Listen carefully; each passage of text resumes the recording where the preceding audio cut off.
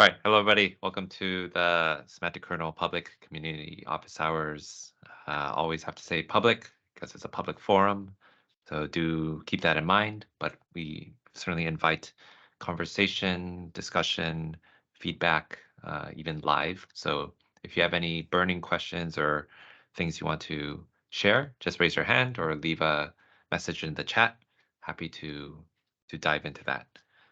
We have a very packed agenda today, of which we have several demos, but also we have the core semantic kernel team here to really listen about the feedback that you have for the 1.0 beta that we have. And as you all know, or if you've been following along, right, we are trying to march towards a full 1.0 release, hopefully in the next several weeks.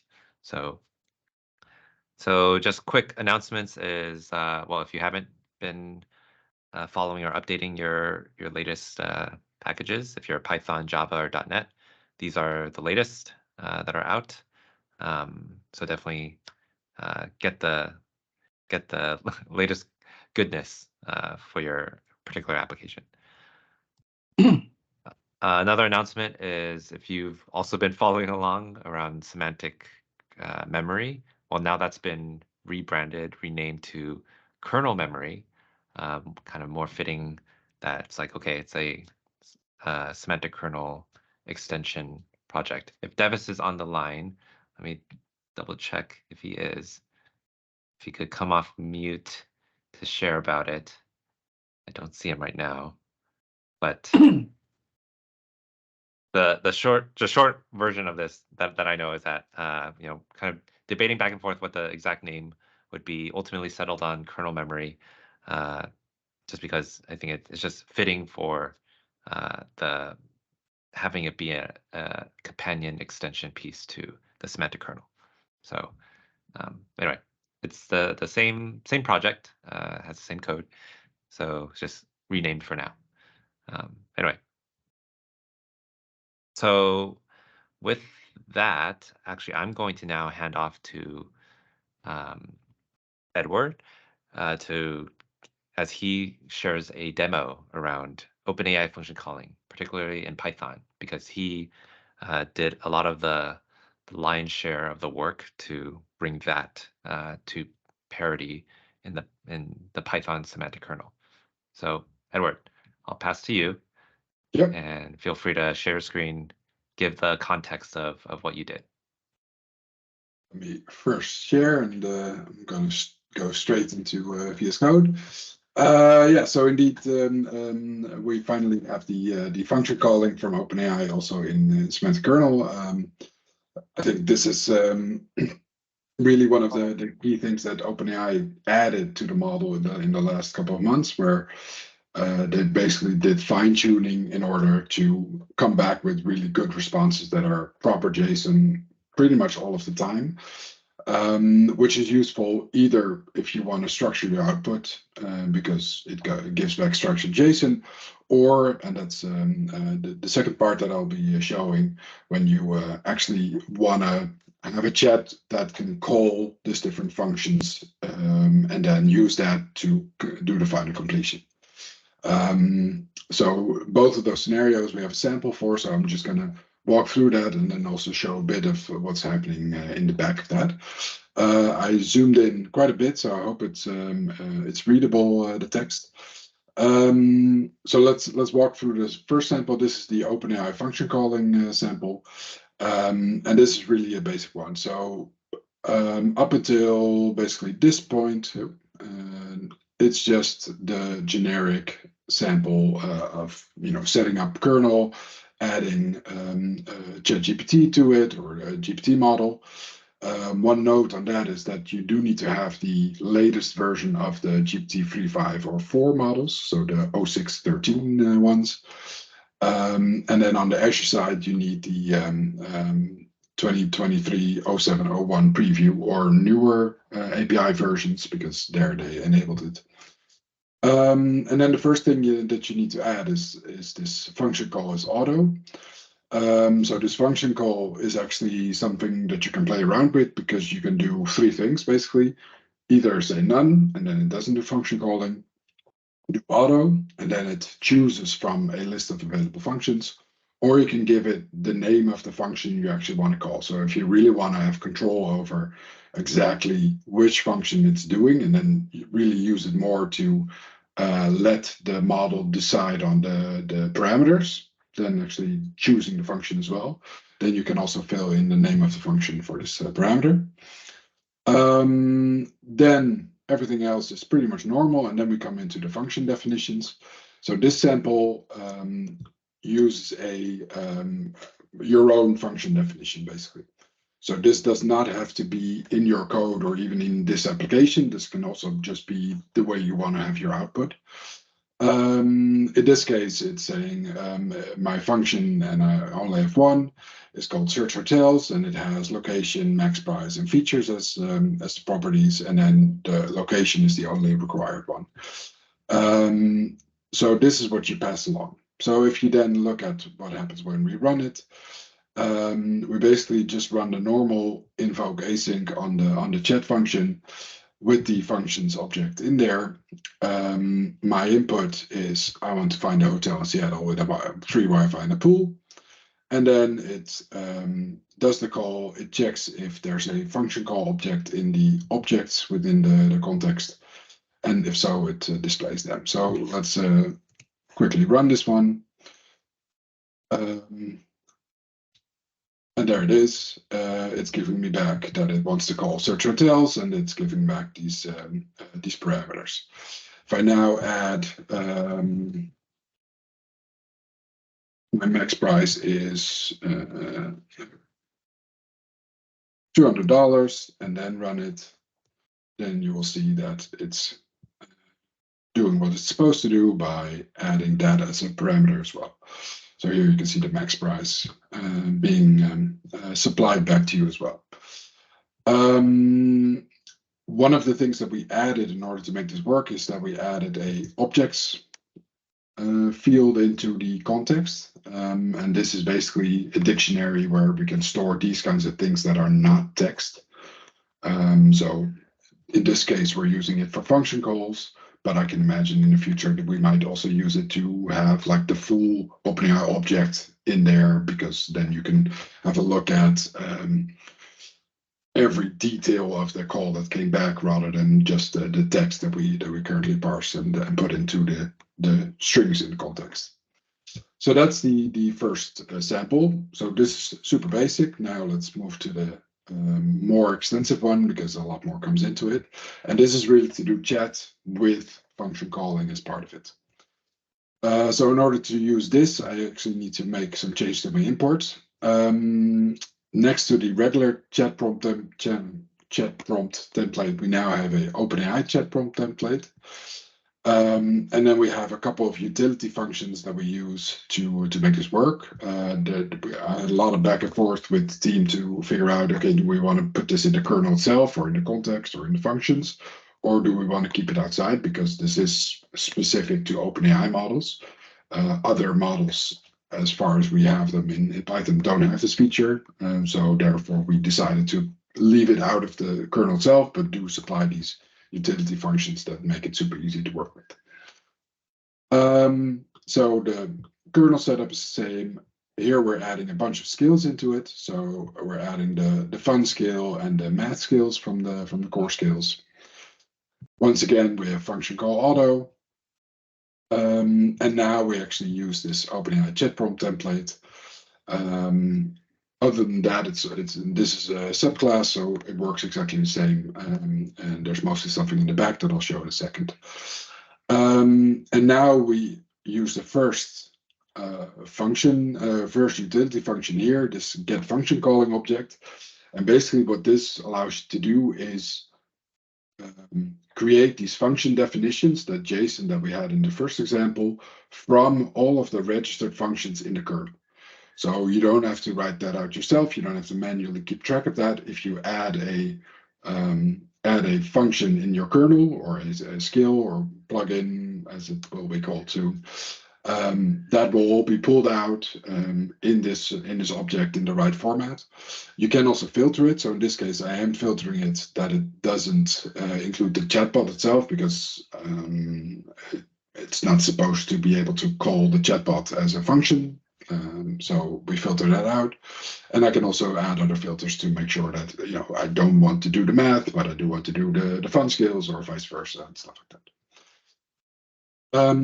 Then we have some boilerplate around it in order to do chat continuously.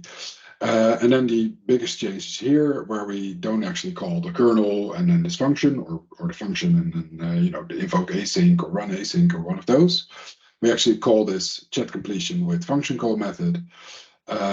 We pass it the kernel, we pass it the name of the chat skill, and then we pass it this function object, as well as this parameter that was just added. So this is not in the release from yesterday, but in the new PR. So hopefully this will be added soon.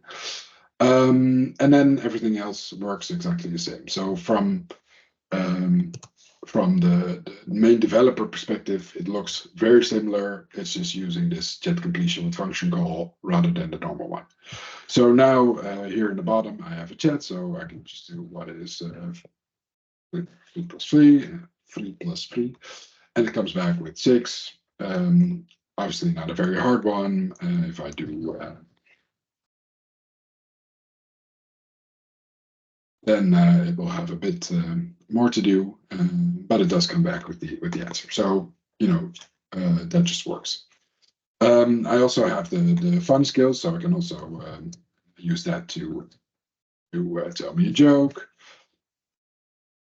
And then it comes back with a joke, and we all know that they're iffy at best, but that's fine. But then we can do more interesting things. So for instance, I can also tell me a joke about answer to small. And what will happen now, and I can show it here, but I can show it in a second, is that it's actually doing 2 function calls. So first it's doing the function call to do 4 plus 4, and then it's doing the function call to do tell me a joke. And as part of that, it will use the answer of the previous function to do this. So let's take a step into the code. So let me put a breakpoint in there.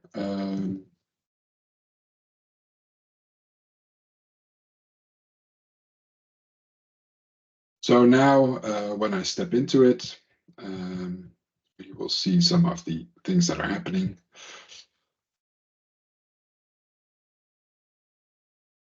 Did it wrong.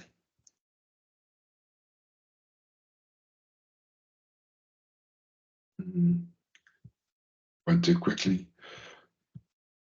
There we go. So this is the actual utility function that we're using for this. It has a lot of text in the doc, so that makes it hopefully easy to use. And basically what happens here is we're first getting the chat function out of the definitions. We're checking to see if you're actually using the OpenAI chat prompt template, because it needs that. Then it's just the regular call to invoke async. And then we check if there's a function call in the context. And if so, if not, then we return the context. And if so, we do the actual function call here. We have another helper for that, but let me first go through this, because then you will see some of the pieces where it's coming back. So here in my chat prompt template, this is where we actually see all these things happening. So let's see if I can make it slightly bigger. So all of this chat so far is all in here. So here we see the in number 4, we see the assistant. The content was empty, but there was a function call. So this was the math add for 3 plus 3. And then we have the response from the function. And in this case, that was just a simple math function that is being added to the whole chat history that we built up. So if we go scroll down a bit to tell me a joke about the answer to 4 plus 4, then you can see here that it's actually not doing, it's actually just skipping the math part. It's straight doing the fun skill, but with the input with the right answer. So if we would have given it a bit more complex question, then maybe we would have done that. But here you can see that the flow of the chat is actually being added to with all of these function calls. Then in this this piece here, what it's doing is it's calling this other helper function, which is basically taking the name that is in the function call. The name in the function call is actually the skill name and in the function name. But we added a helper to split it so that you can easily pass it into this thing. And then the context, and then it's just a regular run async call. So again, just using the normal pieces of Semantic Kernel for this. And then one of the other things that are now added is the ability to reuse the context. So if you set this parameter to true, then it creates a new context for the function call. So it's kind of stepping out with a new context, doing the call, and then using the response of that back into the main context. But you can also add the parameters of the function call into your existing context. So if you, for instance, use the text skills, the text memory skill, then you want to store the collection name and all of those pieces once in your main program, and then have that available as you do function calling with that. So that's why that is in there. And then after the function call executes, the result is actually added through this special add function response message that is only part of the OpenAI chat prompt template, or not the regular chat prompt template. And then it calls itself. So it's actually or recursively calling itself until it's completed, until no more function calls are returned. But there is a failsafe in there because it's using this current call count and max function calls. And if those are the same, so by default it's 5, then it's actually just passing an empty list to the functions parameter so that it has no functions to choose from, and always comes back with the completion and exits the loop. So within the chat prompt template for this, we now have these OpenAI chat messages. The whole chat message itself is also introduced with this PR, and the normal one is just the role and then the content. And we separate the content into fixed content and then the template so that we can render, create the fixed content, and then make sure that you don't overwrite your content template or you re-render every template with new input, because that would also be strange. And then the OpenAI chat message actually just adds the name and function call in order to have that the complete message that OpenAI APIs expect when you do function calling. And then this one is also the OpenAI chat prompt template is also basically the same, just adds this function response, and it's using OpenAI chat message as the type rather than the regular chat message. So in essence, we've tried to really make sure that most of the details that come into it, other than the ones you actually need to know when you want to use it, are abstracted away either by these OpenAI chat prompt templates and things like that, or by these utility functions. And as much as possible, this sample looks very similar to the regular chat API sample, but then just with this function rather than the chat function run async. So any questions before I hand it back to Alex? This is really good, Edward. I guess in interest of time, I guess the real quick question is 3.5 Turbo versus GPT-4. How does it compare when you're using function calling? So far, and this is really why I'm a big fan of function calling. I've heard that there have been hallucinations when you do too many functions and too many parameters and things like that, and that occurs quicker with 3.5 than with 4, which is kind of obvious because 4 is a more advanced model. But other than that, it's just been rock solid, and I think, you know, like I said in the beginning, the ability to get structured output almost without fail is super useful. And then For me, this chat scenario where you can have these functions being called without having to worry about orchestrating that is also super useful. So yeah, I'm a big fan. Nice, awesome. Well, thank you, Edward, for walking us through this, and for contributing the code for Python. So if anyone wants to give feedback, I mean, you can find Edward on GitHub or wherever. So cool. All right, Doug, I'm gonna hand it off to you to share your APIM demo. Yeah, so while I spin this up, I wanted to, on the 3.5 versus 4, the one problem I consistently have is if there's only one parameter in the function, it wants to format the JSON incorrectly and treats the parameter like an object instead of an array of objects with one empty one. So my system prompt has a little tip in it that says, don't do that, and it doesn't do it. But I don't know if that's just me, but I have that problem all the time without that little helper in the system. So thank you for letting me present. This is a follow-up to Fabian's presentation from a couple of weeks ago where somebody asked, how do we deal with architecture around distributed when you have lots of semantic kernel going on? And I was sort of working on that exact problem. So what this is a resource group in my Azure subscription, and it has an API manager at the heart of it. It has 2 Azure functions, one of which is for a GPT plugin, which I'll demo, and the other one is for a Teams bot, which I'll also demo. There's a SQL database in here for chat history, and these are consumption, which is not super robust, but it's plenty fast, and it's good for development, and this whole setup costs less than $8 a month. So it's not going to burn through your developer credits on your Azure subscription. I love API managers. APIM is a very good API manager. There's a lot of reasons to use one. The reason I like them, well, my hype man Deepak is here, but we use this a lot in my previous life with our global system, and we have lots of API managers behind a front door for our global subscription and lots of individual microservices. And I like the API manager as a way to compose lots of heterogeneous pieces together and keep them independent while making them look like one system.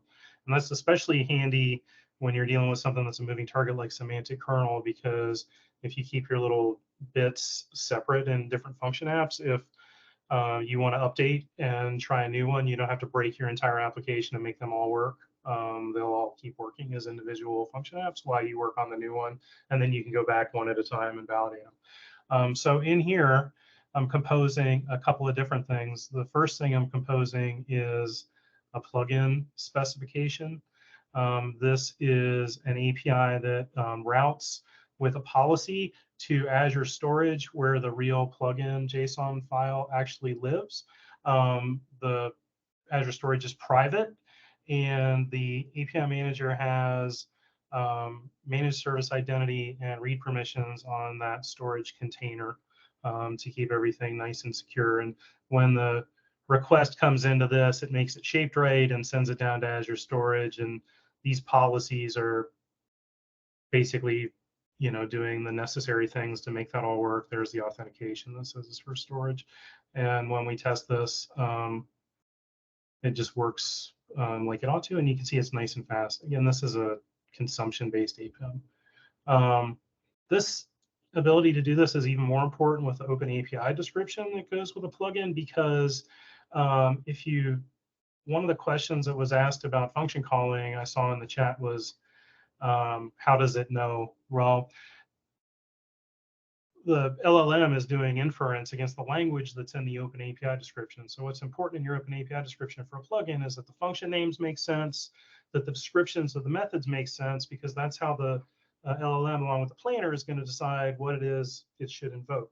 And so when you're testing your plugin, you may change this a lot and never change your actual code because the method signature is staying the same. So having the OpenAPI descriptions inside the function apps and serving them up from there is convenient for development.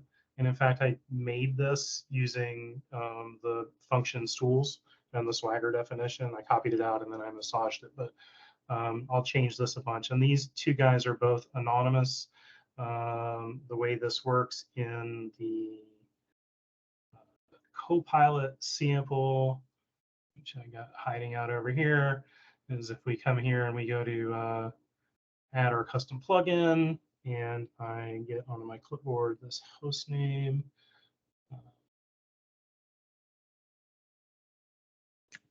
Which is right here. And find the manifest file. This routed through, it's shaped right, it came back, and I can add my plugin. And then the other thing that this demonstrates is that has function auth, or sorry, not function auth, it has JOT token validation on it. It's got auth bearer, which is one of the features in ChatGPT plus in Chat Copilot. So I've got this bearer token that Fabian had that I stole. I'm just kidding. That's a joke from 2 weeks ago. And when I enable this, let's say I don't know what to do. And hopefully I'll get a plan made that says I should call greet the user because he doesn't know what to do. I say yes, proceed. And it worked. And that's the message that I got out of my plugin. So that ran through one of the function apps. The other function app, and that one did JOT token validation. The other function app that I have is the Teams bot. And the Teams bot uses a webhooks, and these are really easy to set up. You just go into your team and you manage it, and you go to apps, and you click create an outgoing webhook and fill out this form, and you'll get a key. And this is called HMAC signatures, which is not something I personally had ever heard of before. So if I come here and I say, hey, LDemo, hi, he's going to fail. And because it's not authorized. And if I come up to this one and I say LDemo, oops, hi, the bot's going to come back and greet me by name.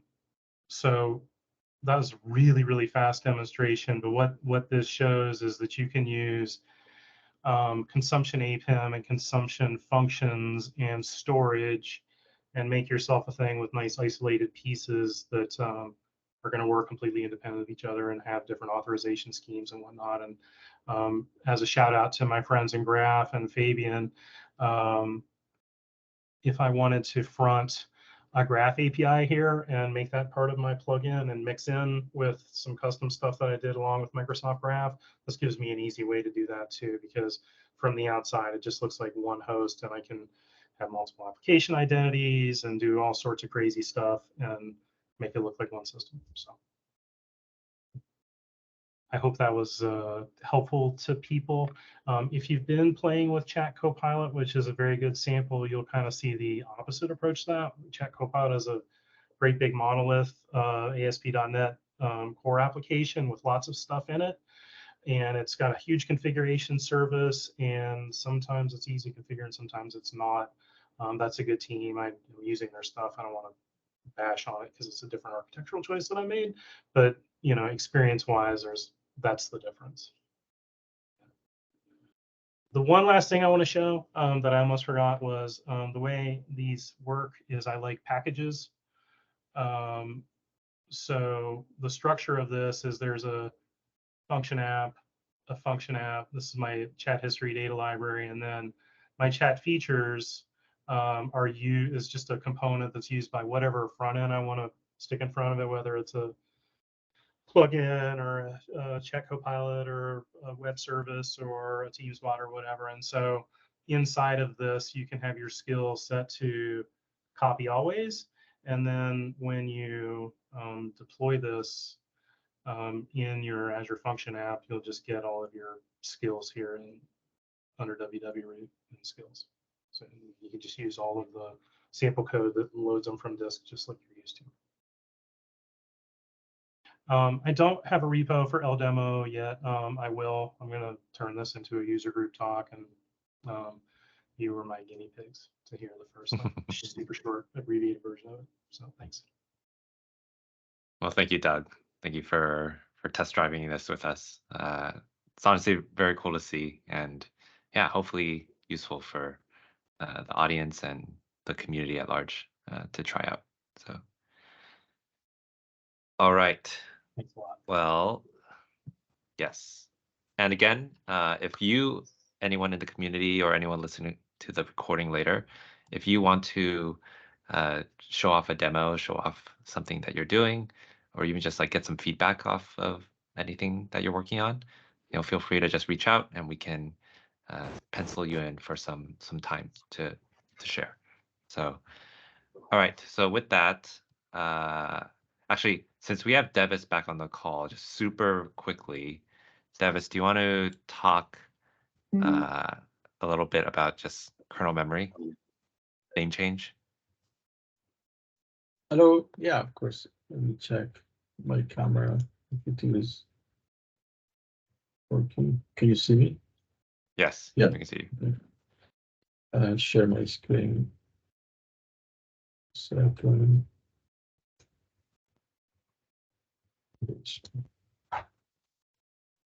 Do you see my screen?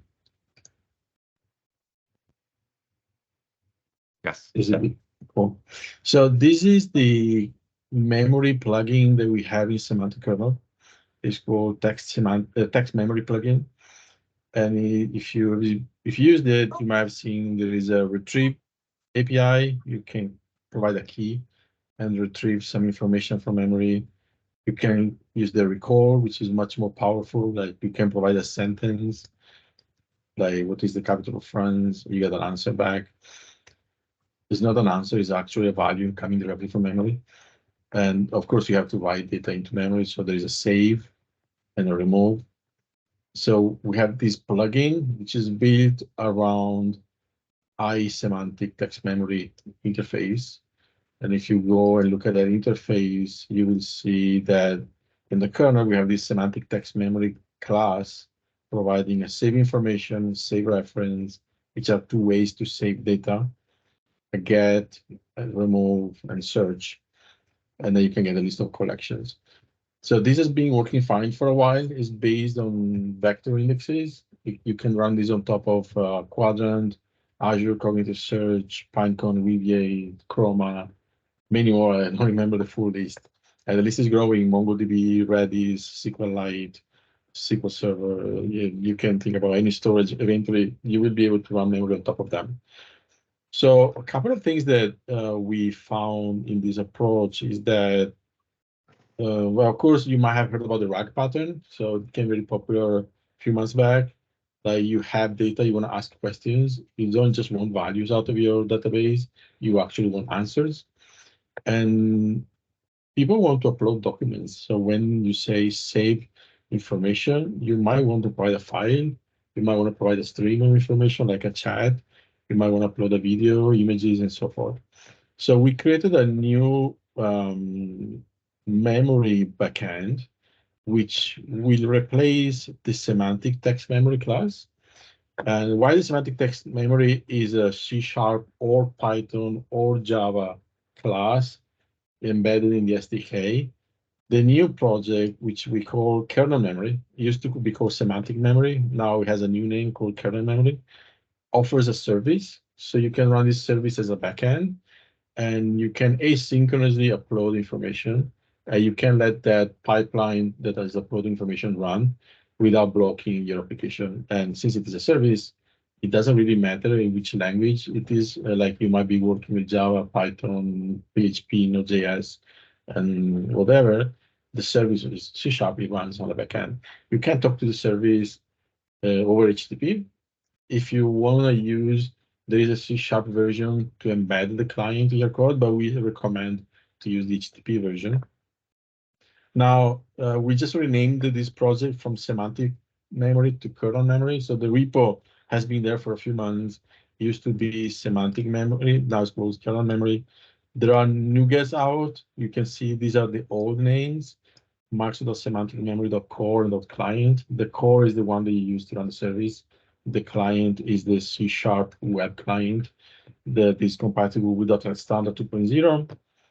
And so we are in the middle of renaming. We just merged a PR where we did all the breaking changes, and they are listed here. So we changed the namespace. So if you have been using this project already.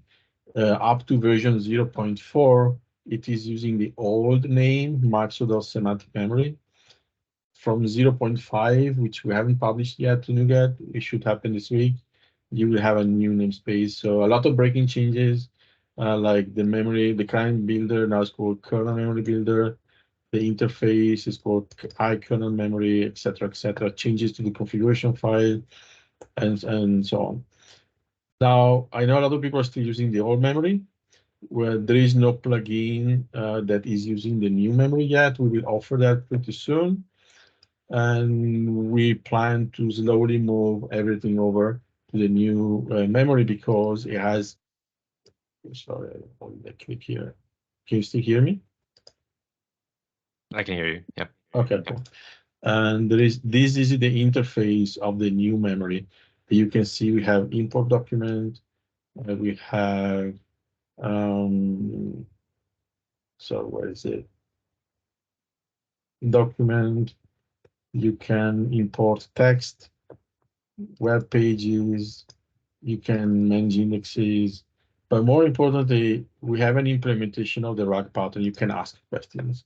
So you can imagine you can write all your data into memory as much as you want.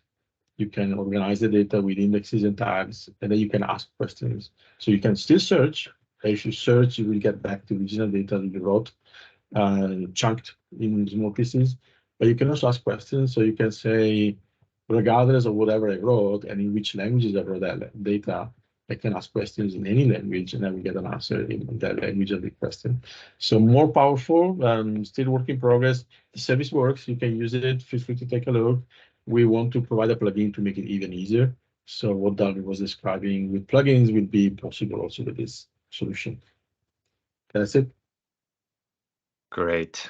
This is awesome, and lots of stuff to keep track of. But thanks for coming on, Devis, to share. I see hands up, but I also want to make sure I give the floor to Matthew and team to share out V1.0. I think there's some good stuff to talk about and discuss, and probably more questions will come. So Matthew, I will hand it off to you. Awesome. So I just dropped a bunch of links in the chat, and I'll walk you through all these different resources. Because y'all are joining our office hours and you care a lot about Semantic Kernel, you are getting a sneak peek of what we're going to be blogging about, hopefully in the next few days or maybe early next week. So the first link, if you open it up, you should be able to see this PDF. As you can tell by the watermark, this is very draft state, but it should start to give you an idea of all of the core things that we want to put inside of Semantic Kernel v1 before we feel that this is actually a API service that we think will stand the test of time. We don't have time to kind of walk through all of these things right now. So my ask for you as a community, pull down this file while you have access to the link in the chat, give it a read, and we really, really, really want you to tell us if there's anything that you don't like, if you love something, if there's something we should prioritize first. Because this is such a long list, not all of this is going to land on v1.0. But at the very least, what we want to be able to do is make sure that our interfaces can support these new bits of functionality as non-breaking changes. So for example, one of the things that we want to do is provide handlebar support so that you can have an easier way of creating messages for chat completion models in semantic functions. Handlebar support will probably not land in v1.0, but we want to make sure all of the interfaces behind Semantic Kernel will be able to support this when it comes. Okay, so that's link number one. Give this a read. The other link I want to share with all of you is kind of what it will look like once v1 actually lands. It's one thing to kind of read all of these different changes and kind of imagine in your head okay, what is it actually going to look like to code an application in Semantic Kernel? So to help kind of paint the picture of what is it going to actually be like in the future to build Semantic Kernel, we've started creating, and we have 4 so far, 4 samples that show what the new experience would be, and hopefully we can demonstrate how it's ultimately better and easier to use semantic kernel once we make all of these, in some cases, very large breaking changes. So since I have some time, I'm going to go ahead and pull up one of them, the more complex scenario, which is using planners, and just kind of walk through some of the changes that we are wanting to make as part of V1. So if we take a look up at the top, pretty standard, we're importing a bunch of stuff from Semantic Kernel. We're setting up all of our endpoints and keys. And then we start seeing the first kind of major change with Semantic Kernel. Today, when you want to create a kernel and add a bunch of functions, every function is tied one-to-one with the kernel. And the challenge that we've seen is if you want to create multiple kernels, or if you're like us, you're constantly spinning them up and down, it makes it difficult and not very performant, because that means you also have to recreate your functions every single time. And so we want to, as part of V1, break that relationship, that one-to-one relationship, and allow you to define a function by itself so that you can use it with multiple kernels. Right? And we also want to kind of make it easy to do the same thing with AI services. So here we're creating a connection to GDB3.5 Turbo, and later, down here we can kind of skip to the end, you can then create a kernel with these different pieces. What this means, if you're a .NET developer, you can create these functions and these connections as singletons. And as you have requests that require new kernels, you can easily spin them up, reuse those singletons to address your user's needs. Okay. If we keep going down, the other big change that we're wanting to make is today the kernel just accepts a collection of functions. And that's a shame, because we have all of this other great semantic information at the plugin level, right? OpenAI has plugins, you can bring them in, they have descriptions, they have names, they have all this great information, but the kernel doesn't know anything about it. And so we also want to make it easy for you to create plugins. This is a class, an interface that doesn't exist in Semantic Kernel today. And once you've created these plugins, being able to, again, bring them into Semantic Kernel in a very simple way. Okay.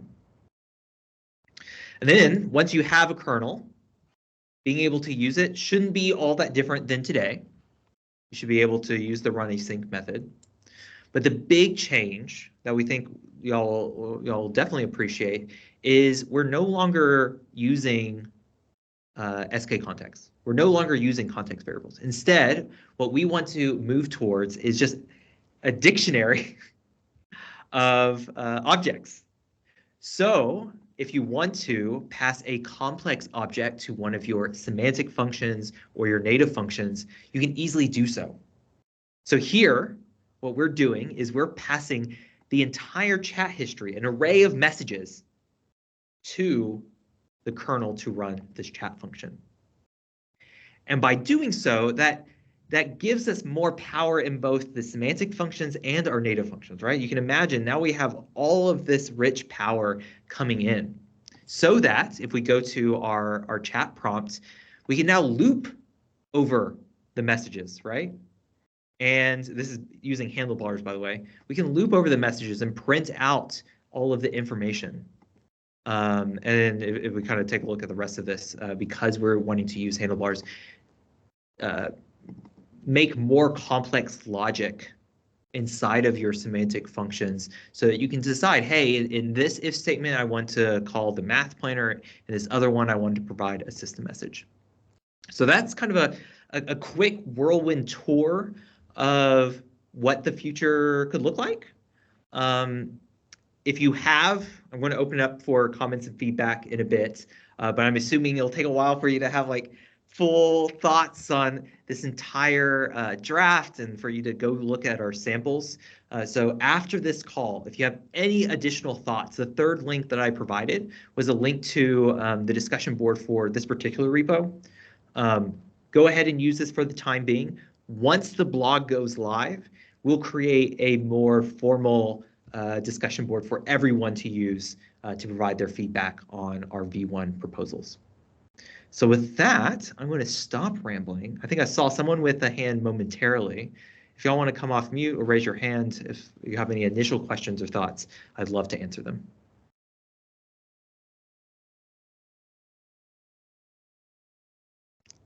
Constantine. Hello.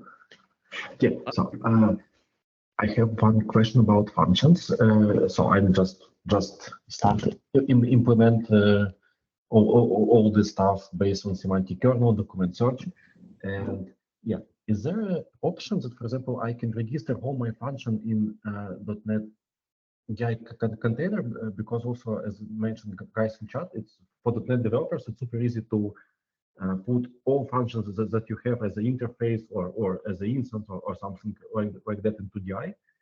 And then when I need instance of specific function, I can just use DI and service stuff. Yeah. Anyway, I'm gonna write probably it in GitHub.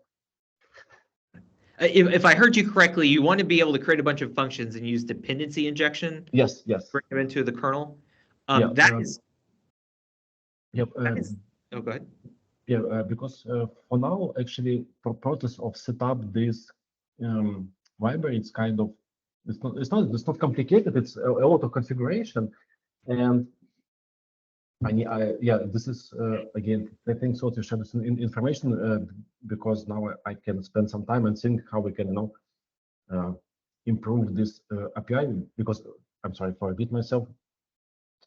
Setup it's complicated. I have to put a lot of function every time, and you're right. If I need like 5 kernels, no, it's a lot of setups here.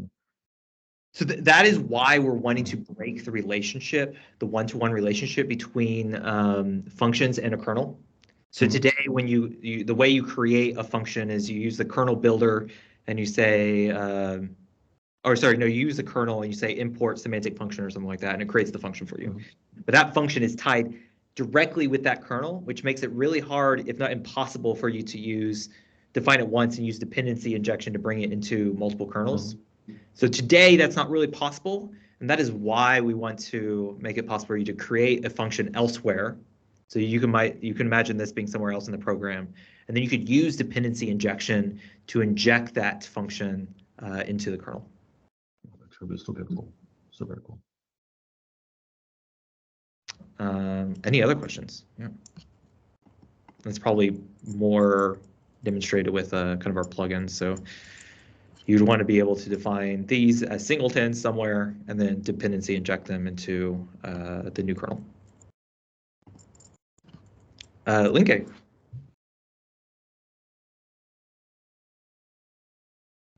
Thank you, Matthew. A quick question. So I just browsed your sample. So in the plugin, like a chat plugin, and then the actual plugin is a YAML file.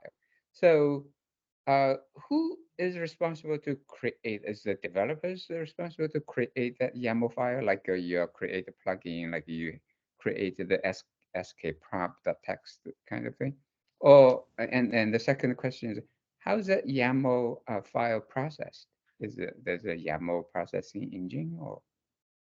So that's a great question. So today, if you are familiar with creating semantic functions, you have to create a config.json and an sk prompt.txt. And what we've heard, and from our own experience, if you're inside of VS Code and you have like multiple semantic functions you're dealing with, all the tabs say sk prompt.txt. And it becomes very difficult really fast. And so I think we call it out somewhere in here. One of our goals is to, when you create a semantic function, be able to define it all in a single file. And there were many heated debates internally within our team and outside of within Microsoft on what was the best format. Microsoft as a whole is moving towards this YAML structure for any prompts, and in our case for semantic functions. And so you as a developer, instead of creating these two different files, you just create one file, and you can see the template, what used to be in the sk prompt.txt is located here.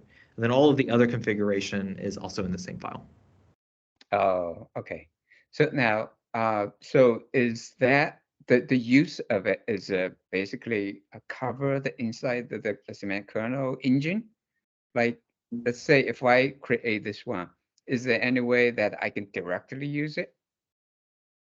Like in component, like for instance, in currently with skkernel, the tools for VS Code, you can directly over there, right, through command, you say, I want to invoke this function, which contains this skprompt.txt.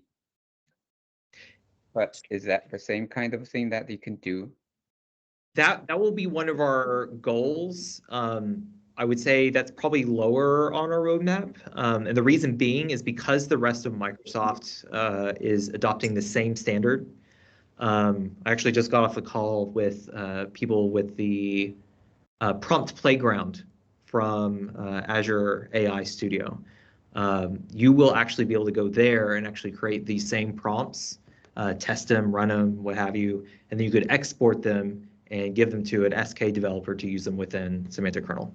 So that's kind of the vision, the dream with this like standardized prompt YAML file is across Microsoft products and services and within the Semantic Kernel SDK, you'll be able to author and reuse these assets wherever you want. Right, because it is good to be used by the application, but how to develop, well, say what kind of a prompt and what the content should contain might be an iterative process, right? When you're in the process of developing the prompt, and you should play with it. And so having a UI or some container utility to really iteratively play with it, that would be very important, instead of like, well, if I have to run my application multiple times every time I change. The Semantic Kernel team will provide that tooling if necessary. My hope is the Azure AI team will provide a playground for you to author these things as well. And you would be able to use those experiences to do that iteration process on these files. Yeah, well, preferably it would be something just on the desktop side, like Visual Studio Tools, SK2. That would be very easy, because then you don't have to go to the Azure AI, the website to do that. Yeah, it makes complete sense. Yeah. Thanks. Constantine, back at you. I'm so sorry, guys. I have so many questions for you, but again, if you need some help with C#, any task, just ping me. I'm ready to help, something for that. Like, do you have plan to support .NET 8? This is super important question. So when .NET 8 going to be released, you also will release version for .NET 8, because for dependency injections, they have this new feature with named function. It means if we would like to load a bunch of functions from text, because in this file anyway you have function name, then we can load all these functions, register it as a function with name exactly from this file, and then you can resolve this function by specific name. I don't know if any of the engineers will come to the call if they have any comments. Yeah, Matthew. Yes, so this has come up in some of our discussions with the Azure team that this new capability is kind of coming out, and we want to look at being compatible with that, like being able to take advantage of it. So I mean, it's on our. We're having discussions with some of the Azure folks about this, like so we'll have a definite plan, and by the time we reach 1.0. Great. All right, and it looks like we're nearing time. So again, please give a read of the document. Take a look at the samples to start familiarizing yourself with like what it look like to use Semantic Kernel v1. And if you have any kind of scenarios that you think might not be supported, or you have recommendations on how we can make it even better, go ahead and use that discussion board. Cool. Well, thank you, Matthew. Thank you, team, for coming here. Definitely enjoy having more faces on the call. We actually probably had the most people today out of all the previous office hours. This won't be the last of these type of sessions. I imagine even like next week, like Matthew gave you all homework to read through those documents. So definitely check that out, prepare feedback, and just, yeah, let us know. We can definitely talk more about this next week, next office hours. So I guess Doug has his hand up really, maybe last minute, if you want to, hopefully it's a quick question. Oh, maybe not anymore. Sorry, maybe you fixed it in the beta. I'm behind, but can you talk about what you've done to fix the chat request settings, dependencies that are down there? Basically, when you try to use Ubabooga or Hugging Face or anything that's not OpenAI, you can't put all the stuff you need into the request because there's a dependency on the Azure library that only understands what an Azure OpenAI API request is. And it seemed like you have to make a breaking change to fix that. I was wondering if you did yet, and if you haven't, when you will and what it'll be. And maybe you don't know, maybe you're not the right person to ask, but I'm super curious. Is anyone on the engineering team familiar? I'm unfortunately not. If I remember correctly, we allow passing something like a dictionary or an anonymous object with custom options, but I don't have the code here right now. I've seen that work in progress for a few months, so that we can pass around any number of parameters, not just the OpenAI specific ones. For example, if you compare Midjourney with DALL-E, with other like Stable Diffusion, each of them have a different set of prompt parameters and request parameters. And we were looking for a solution to say, okay, I can pass parameters to all of them. Like in Stable Diffusion, you have negative prompts, if I remember correctly, but you don't have in DALL-E. As you have similar problems when you use Llama versus OpenAI versus Hugging Face. Mark's team, I think, is working on that. Maybe Mark, you have more information? Yeah, we did some recent work. So we have like an abstraction called AI request settings, right, which is very generic, right, and you can populate it with any values. So when you're basically deserializing a config.json, it'll read any values out of that. And then what we're doing, the pattern we're adopting for the OpenAI connectors, and this is also being adopted by Ubabooga, is to actually have a specific implementation of that where you have the explicit properties that those connectors support, right? So there's an OpenAI request settings class, and it has max tokens, all that sort of stuff. And there's a specific one for Ubabooga. So if anybody's implementing their own connector, they can follow that pattern. Right? If you look at the latest code in the repository, you should be able to see that. Okay, I will definitely check it out and give feedback. I mean, think about